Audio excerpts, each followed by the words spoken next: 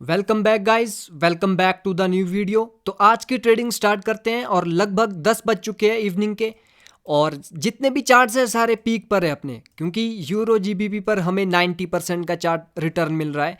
सो ऐसे चार्ट को नहीं छोड़ना है बिकॉज 90% ह्यूज रिटर्न होता है। तो रेयर ही देखा जाता है कि 90% कोई चार्ट दे रहा हो। सो इसी चार्ट पर रहेंगे अब। सो अभी मार्केट में क्या स्टोरी बन रही है? इन अ डाउन ट्रेंड सिर्फ 2 बायर्स की कैंडल आई है और सेलर्स ने हमें कंटिन्यूशन नीचे की ओर दिया है। प्लस ऊपर से इवनिंग स्टार का भी पैटर्न बना है। दैट मीन्स कि प्रेजेंट वाली कैंडल अगर रेड बनी तो इवनिंग स्टार की रिट्रेसमेंट बायर्स को बना दिया जाएगा और मार्केट में ट्रेंड डाउन है तो हम डाउन की ट्रेड ही करेंगे, क्योंकि मार्केट में टारगेट अभी लो के नीचे लो लगाना है। तो देखते हैं ये वाली कैंडल कहाँ क्लोज करती है। सो अभी 7-6 सेकंड बाकी है। लेट्स सी, अभी वहां पर ही वो रिएक्ट कर रही है जहां पर मेरा कर्सर है और प्रेजेंट वाली कैंडल ने इसी पॉइंट पर क्लोजिंग कर दी है। तो मुझे ऊपर से स्ट्रॉन्ग एंट्री चाहिए, जैसे कि इसमें आ भी गई है और मैंने पहली ट्रेड अपनी कर ली है, बट मेरा एंट्री पॉइंट काफ़ी गलत यहाँ पर लग चुका है। सो प्रेजेंट वाली कैंडल को बनना तो रेडी है, पर मेरे एंट्री पॉइंट के वो ऊपर क्लोज करेगी या नीचे वो हमें अगले 40 सेकंड में पता लग जाएगा। लेकिन जो मेरी यहाँ से एनालाइजेशन है, जो मैंने रीडिंग की है according to the price action and according to the candle reaction, उस बेस पर प्रेजेंट वाली कैंडल को रेड बनना चाहिए। क्योंकि ऊपर से स्टोरी मार्केट में क्या है, इवनिंग स्टार प्लस बायर्स को रिट्रेसमेंट बना दिया गया सेलर्स के द्वारा। नो डाउट कि जहां पर इसकी क्लोजिंग है वहां पर कुछ ना कुछ इसको दिक्कत थी, लेकिन ऊपर से सेलर्स की कंफर्मेशन हमने क्या देखी है, एंट्री। तो एंट्री की वजह से ये वाली ट्रेड कंफर्म हो जाती है कि ये वाली कैंडल को रेड बनना है। सो इसको बहुत बड़ा रेड बनना चाहिए जहां तक कि मेरी एनालाइजेशन है। बिकॉज अगर मार्केट को यहाँ से लो के नीचे लो लगाना है तो सेलर्स को अपनी स्ट्रांगनेस 110% दिखानी होगी। तो प्रेजेंट वाली ट्रेड मेरी विन हो चुकी है, क्योंकि मार्केट में जैसा मैंने बोला है मार्केट का टारगेट अभी लो के नीचे लो लगाना है। प्रेजेंट वाली कैंडल भी अभी रेड बनेगी, लेकिन मैं इसमें ट्रेड नहीं करूंगा। तो इस वाली ट्रेड को अवॉइड करके एक दो कैंडल्स का वेट करते हैं, तभी हम मार्केट में अपॉर्चुनिटीज ग्रैब करेंगे। सो अगर अभी प्रेजेंट वाली कैंडल लो के नीचे लो लगा गई, दैट मीन्स कि टारगेट हो जाएगा कंप्लीट। लेकिन अगर प्रेजेंट वाली कैंडल ग्रीन बन गई तो फिर डब्ल्यू पैटर्न की भी शुरुआत हो जाएगी, क्योंकि सेलर्स लो के नीचे लो लगाने में फेल हो जाएंगे, यानी बायर्स यहाँ से अपनी शुरुआत कर देंगे डब्ल्यू की, ताकि वो मार्केट में ट्रेंड अपना ऊपर की ओर बना सके। तो प्रेजेंट वाली कैंडल अभी जैसा कि लो लगा रही है, सेलर्स की हमें काफ़ी स्ट्रांगनेस मार्केट में दिख रही है। तो कोशिश मैं यही करूंगा कि मैं सेलर्स के साथ की ही ट्रेड करूं। आइदर सेलर्स वीक ना हो जाए, बिकॉज सेलर्स अगर वीकनेस शो करते हैं तो हम बायर्स के साथ फिर 100% के लिए जा सकते हैं। सो प्रेजेंट वाली कैंडल में लो के नीचे लो लग चुका है। दैट मीन्स कि प्रेजेंट वाली कैंडल अभी रिवर्स कर सकती है, क्योंकि प्राइस एक्शन का रूल क्या बोलता है, जब भी टारगेट कंप्लीट हो जाता है या लो के नीचे लो लगता है तो वहां पर रिट्रेसमेंट की नीड रहती है। बिकॉज बायर्स वहां पर अपनी हार मानते हैं तो फिर सेलर्स मार्केट को लो के नीचे लो लगाने तक ले जा पाते हैं। तो देखते हैं क्या यहां पर बायर्स आ पाएंगे, क्योंकि ऊपर से जो स्टोरी हमारे पास बन रही है इवनिंग स्टार का बनाना और रिट्रेसमेंट बायर्स को बनाना सेलर्स के द्वारा उसकी, तो ये इंडिकेट यही कर रहा है कि अभी सेलर्स की काफ़ी स्ट्रांगनेस है मार्केट में। तो अगर प्रेजेंट वाली कैंडल रेड बन गई, दैट मीन्स की continuation by the sellers and next target हमारे पास होगा 700 का, जो नीचे 600 का जो राउंड नंबर लेवल है। अभी 650 के राउंड नंबर लेवल से वो रिएक्ट कर रही है। मैं राउंड नंबर्स क्यों देख रहा हूँ, क्योंकि लेफ्ट साइड पे हमारे पास कोई भी रेफरेंस नहीं है, इसीलिए हमें राउंड नंबर का सहारा लेना होगा।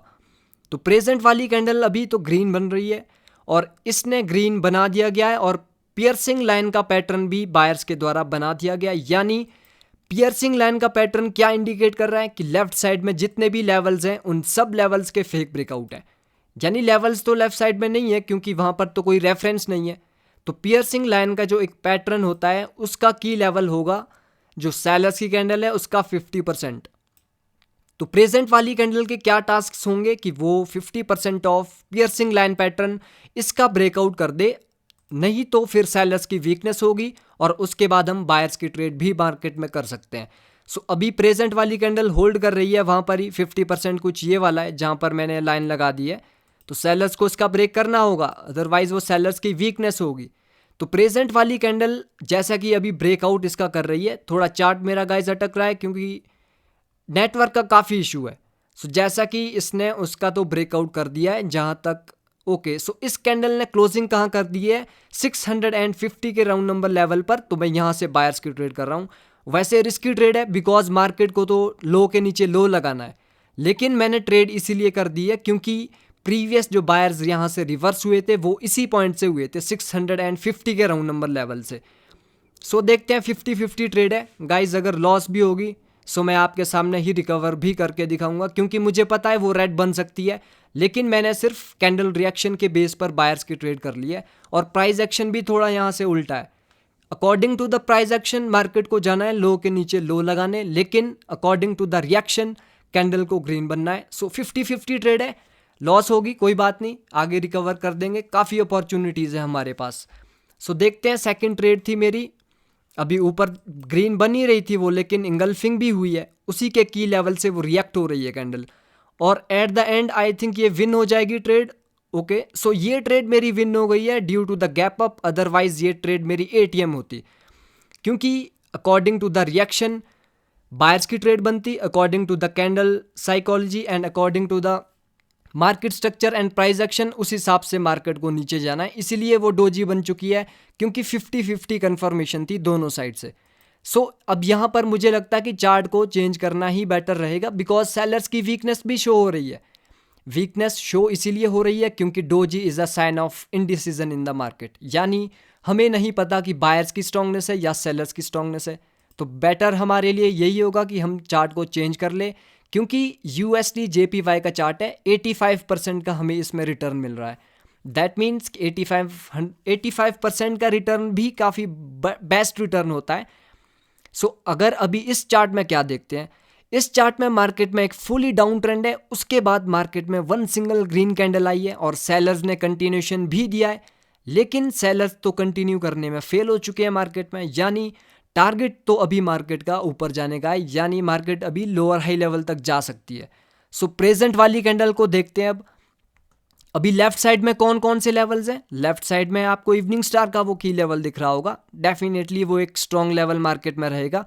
प्रेजेंट वाली कैंडल उसका ब्रेकआउट करेगी तो नेक्स्ट कैंडल 110% श्योर होगी। बस देखते हैं इसको क्लोजिंग कहाँ पर करती है कैंडल। अभी ये वाली कैंडल में फाइट चल रही है, कौन से लेवल की, एक तो स्ट्रॉन्ग जो रेड कैंडल दिख रही है उसकी अपर विक, एंड एक आपको इवनिंग स्टार का की लेवल दिख रहा है, उसकी फाइट चल रही है। अब देखते हैं क्या वो बायर्स उसका ब्रेकआउट कर पाएंगे या फिर सेलर्स उसके नीचे रखने में कामयाब होते हैं इस कैंडल को, तो ही हम सेलर्स या बायर्स की ट्रेड मार्केट में कर सकते हैं।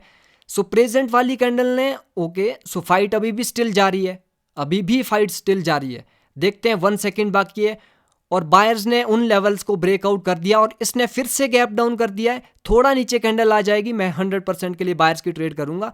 सो कैंडल नीचे नहीं आ रही है, मैं यहाँ से ही बायर्स की ट्रेड करता हूँ, बिकॉज हो सकता है ये कैंडल काफ़ी ऊपर निकल जाए, इसलिए मेरी एंट्री पॉइंट निकल जाएगी। सो ये वाली ट्रेड भी 110% श्योर है कि this is the green candle and this will be the green, because buyers की नीचे से स्ट्रांगनेस आप देख सकते हो, और बायर्स ने प्रीवियस रेड कैंडल के अपर विक का फाइट इवनिंग स्टार का जो लेवल जीता है वो फाइट करके जीता है, यानी बायर्स मार्केट में स्ट्रांग है।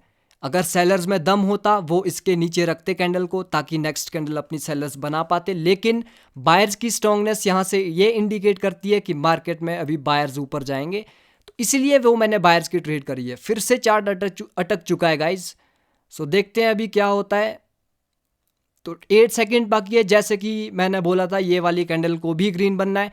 सो 1 सेकेंड बाकी है और एट द एंड ये ट्रेड मेरी लॉस हो गई है due to the entry point, ये ट्रेड मेरी लॉस हो चुकी है बिकॉज कैंडल तो ग्रीन ही बनी है वो। सो देखते हैं, अब ये वाली ट्रेड लॉस हो गई है, दैट मीन्स अब मुझे फुल फोकस के साथ ट्रेड करनी होगी, क्योंकि एक ट्रेड के लॉस होने का मतलब है आपके फोकस में कमी होना, यानी कैंडल तो ग्रीन बनी है, मैं वो नहीं बोल रहा हूँ, लेकिन एंट्री पॉइंट क्योंकि मेरा इसमें गलत था इसीलिए वो कैंडल मेरी लॉस हो गई है, अदरवाइज कैंडल तो ग्रीन बनी है, जो एनालाइजेशन है उस हिसाब से कैंडल ग्रीन ही बनी है। तो देखते हैं, लॉसेस तो मार्केट में चलते हैं, वो चाहे फिर एंट्री पॉइंट के चलते हो या आपकी एनालाइज ही गलत हो। सो अभी भी मेरे पास काफ़ी टाइम है, अभी कुछ 10 मिनट ही हुए हैं मार्केट में, तो अभी तो मैं 3 से 4 ट्रेड्स और करूँगा आपके सामने। सो अभी भी मार्केट में क्या स्टोरी बन रही है कि गैप डाउन बायर्स ने किया था उस लेवल को ब्रेकआउट करने के लिए, लेकिन बायर्स तो ब्रेक करने में फेल हो गए हैं और उसके बाद सेलर्स की स्ट्रांगनेस बताना यही इंडिकेट करती है कि मार्केट अभी लो के नीचे लो लगाने जाएगी। लेकिन ये वाली कैंडल कर गई क्लोजिंग इस रेड कैंडल की अपर विक के ऊपर, यानी वो एक सपोर्ट लेवल मार्केट में बन सकता है। सो ये थोड़ी 50-50 ट्रेड हो गई है गाइज अब।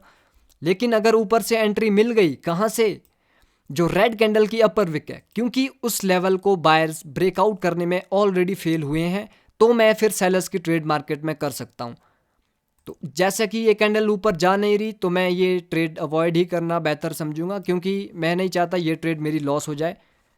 तो इस पे भी अब वेट करके ही ट्रेड करते हैं, क्योंकि एक ट्रेड मेरी लॉस हो चुकी है। मैं ऐसी ट्रेड अब बिल्कुल भी मार्केट में नहीं करना चाहूँगा जिससे मुझे लॉस मिले, क्योंकि एक लॉस इज इनफ, 2 लॉस के बाद तो हम अपना सेशन ही क्लोज कर देंगे। सो प्रेजेंट वाली कैंडल भी अभी रेड बन रही है, जैसा कि मैंने बोला है, जैसा कि मैंने रीडिंग की है पीछे से, उस हिसाब से कैंडल को रेड बनना था। लेकिन थोड़ा इसने यहाँ पर दिक्कत डाल दी, अदरवाइज मैं श्योरिटी के साथ इसमें भी ट्रेड कर सकता था। सो अभी ओके, सो ये एट द एंड डोजी बन गई है और इसने गैप डाउन कर दिया है, उसको स्किप कर दिया है जिसकी मैं बात कर रहा हूँ। सो प्रेजेंट वाली कैंडल अभी रेड बनेगी और मैंने सेलर्स की ट्रेड भी ओपन कर ली है, पर नेटवर्क इशू के कारण शायद लगी नहीं ट्रेड। सो आई होप कि लग जाए, क्योंकि मैंने अगर और ट्रेड लगाई सो हो सकता है 2 ट्रेड भी मेरी लग जाए। तो लग गई है ट्रेड गाइज, और ये वाली 100% की श्योर ट्रेड है। इसके रिएक्शन में आपने देखा है बायर्स की कहाँ से आई है, बायर्स अभी यहाँ से मिले हमें। बायर्स की अवेलेबिलिटी इस पॉइंट पर है, कोई वहाँ पर बायर्स नहीं है। सो ये वाली कैंडल श्योर है कि रेड बनेगी। ये बायर्स की तभी बन सकती है अगर वो इस पॉइंट को छू जाए नीचे, जो डोजी की लोएस्ट विक है। सो ये वाली तो कन्फर्मेशन ट्रेड है। सो इस वाली ट्रेड पर कोई भी घबराने वाली बात नहीं है। 17 सेकेंड बाकी है और लास्ट में देखना आप कितनी स्ट्रांग ये नीचे को आएगी कैंडल। अभी ये वहाँ पर ही स्ट्रगल कर रही है कैंडल जहाँ पर प्रीवियस ये इसकी अपर विक है, लेकिन इसको बनना तो रेड ही है, पता नहीं ये बन क्यों नहीं रही रेड। 3 to 1 सेकेंड बाकी है और ये वाली ट्रेड भी मेरी लॉस हो चुकी है, क्योंकि ये भी डोजी बन गई है। सो प्रेजेंट वाली कैंडल का डोजी बनाना ये ही इंडिकेट कर रहा है मार्केट में कि सेलर्स की मार्केट में हमें वीकनेस साफ साफ दिख रही है। तो यहाँ से वीकनेस दिख रही है, दैट मीन्स कि यहाँ से अब मुझे शायद चार्ट ही चेंज करना पड़े, क्योंकि जिस कैंडल को रेड बनना है वो ये डोजी बना रहे हैं। मेरी पिछली दोनों ट्रेड्स अगर एंट्री पॉइंट सही होता विन हो जाती। यहाँ पर ग्रीन की ट्रेड की थी, ये भी विन हो जाती, या साइलेंस की थी, ये भी विन हो जाती।